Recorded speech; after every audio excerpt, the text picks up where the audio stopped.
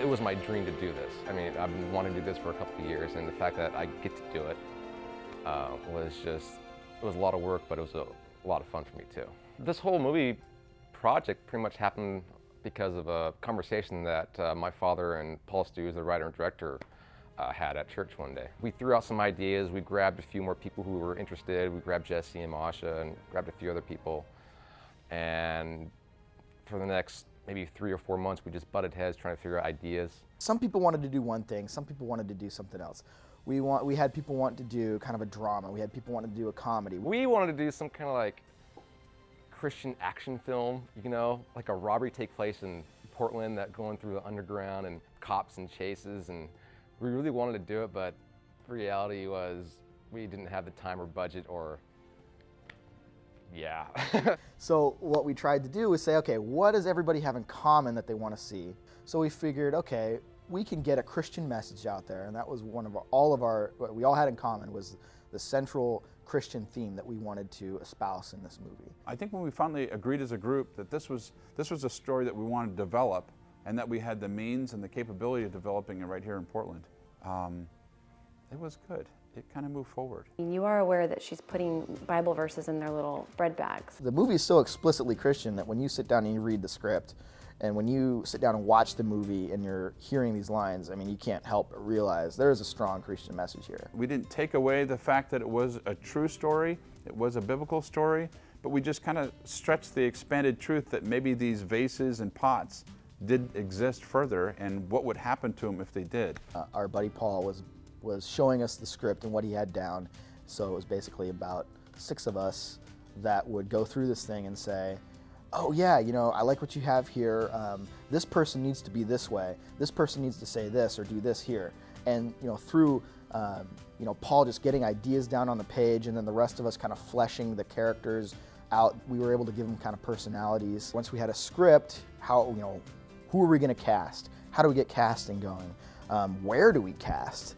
I mean, do we bring people over to our house? What do we do? Hey, you guys, don't go in there.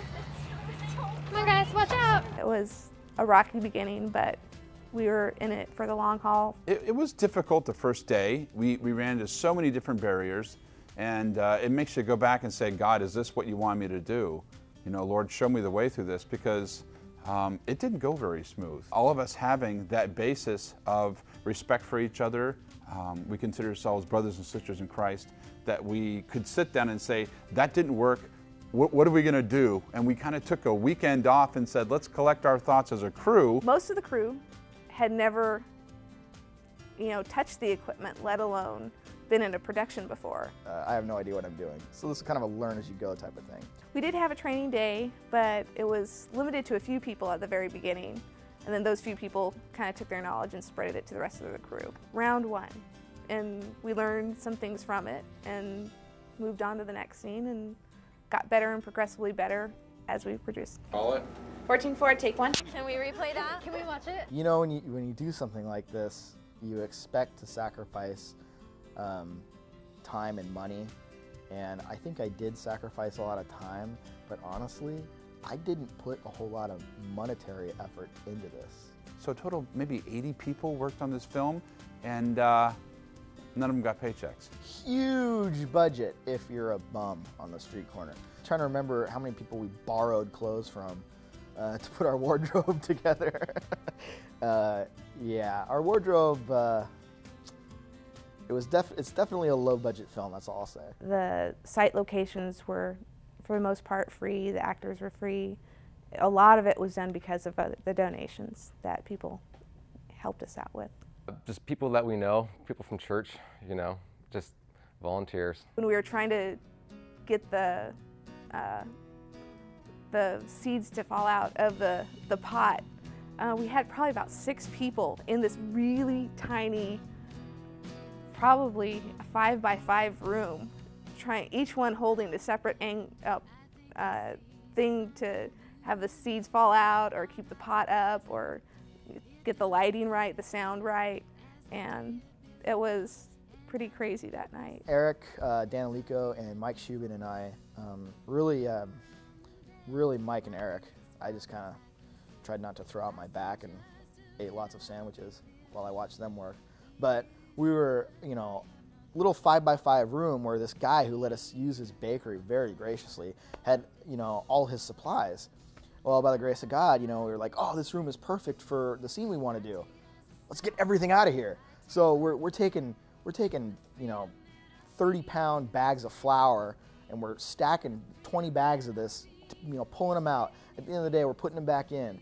And then the next time we're in there, we're pulling them back out. And it's not just that, it's boxes of stuff, and they were just great. I mean, Eric and Mike, and we just kind of like saw what needed to be done, jumped in and did it. And for someone that's not getting paid to do that, it was amazing.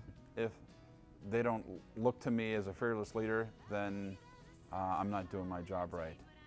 In the same regard, I look at them and I say, if I don't treat these people with all respect that's due to them, how am I going to ask them to A, glorify God, and B, stay up all night for the next 3 days? We all work 40 hours a week at least, all of us. So we basically had Friday night and Saturday. Our Friday nights kind of turned into our Saturday mornings usually. My wife was very understanding. It was definitely within her right to slap me around for pretty much ignoring her for about 3 months straight. One of our sound guys, Mike Shubin, he dedicated the time to literally sit there and go through every single scene and look at the sound that we had missed. I mean, we could afford 2 mics. We put things on booms, and it was the wrong mic half the time. I don't even know where it was. And we didn't get the best sound we could. So this fella went back and added in. And he didn't just add in from this music selection CD.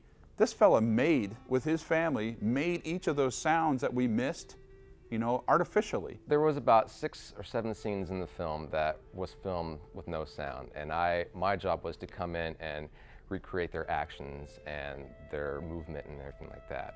And one of my actually favorite times was the very beginning scene with the old man going through the basement. And if you listen really carefully, you hear people walking up, like it's supposed to be the people walking in the basement, kind of rushing around and everything. And what I did was I grabbed my brother John, went to my grandparents' place, and they have a 2-story barn. And so what I did is I set up 2 microphones on the first floor, and then we grabbed just a bunch of glass, books, and all this kind of stuff, went upstairs and started running around breaking stuff, and that was a lot of fun. Paul, you rolling? Of course I'm rolling. Oh man, I'm so glad this is over. Is there a next step for us? Lord willing, I hope so. It was a lot of work, and it was a lot of effort, and it was a lot of sacrifice, but it was worth every ounce of blood, sweat, and tears and money that we dropped into this thing. It was a lot of fun. I'd do it again and again. The same crew though. Same crew was awesome. The crew was great. Maybe not with the crew, but definitely with the cast. Rooster. We have a rooster in the background. We have a rooster. But it was really precious to see the work and the hard work and the effort of everyone kind of displayed out. And to see everyone cry in the right moments and laugh in the right moments was priceless. So without them, I am nothing. And without God, we are nothing.